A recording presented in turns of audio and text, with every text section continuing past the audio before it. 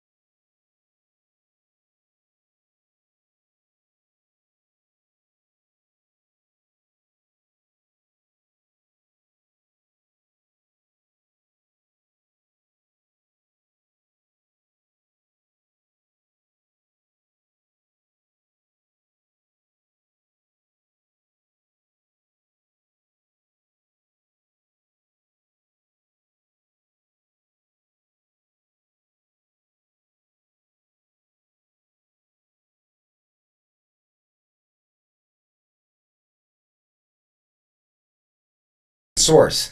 All right, let's jump on the computer, and first off, let's see how we can get OBS. Here I am on my PC, and first off, I want to show you how you can get OBS. Once again, it is entirely free. To get OBS, head to the website obsproject.com. I've also included a link in the description. You can simply click on that to navigate to this website. The great thing about OBS is it works across all the major platforms, including Windows, Mac, and also Linux. To download OBS, simply click on the operating system that you're using and then run through the installation process. Once you finish downloading and installing OBS, go ahead and launch the app. That'll drop you on a screen that looks like this. For those of you who are wondering, well, how am I recording this video today? Well, of course, I'm using OBS. I'm using OBS to record OBS. You can launch multiple instances of the app. It's kind of like the movie Inception.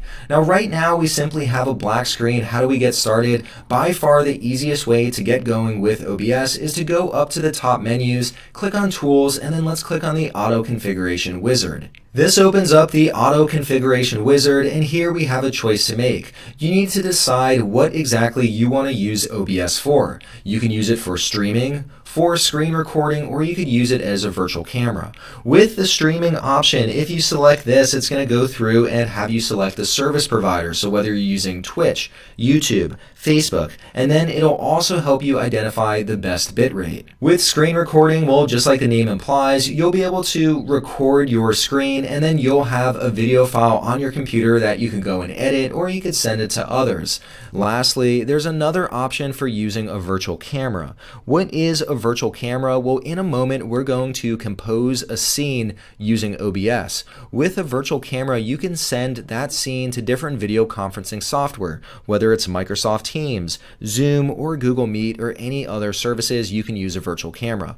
For this tutorial today, I'm going to optimize for recording, but just keep in mind what you see today, you can use it for streaming, and you could also use it for a virtual camera. Once you make your selection, let's click on Next. Next, we have a few more questions that we need to answer. First, we need to indicate what our base resolution is, and I would select the option that matches the resolution of your display. When you click on this drop-down list, here I see Display 1. I only have one monitor, and my resolution is 2560 by 1440. I'll select this option.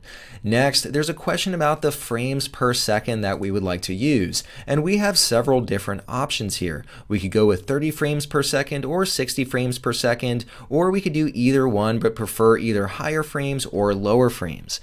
In general, if you're going to be recording, say, gameplay, you probably want to go with a higher frame rate. That makes it look a little bit smoother. If you're going to be recording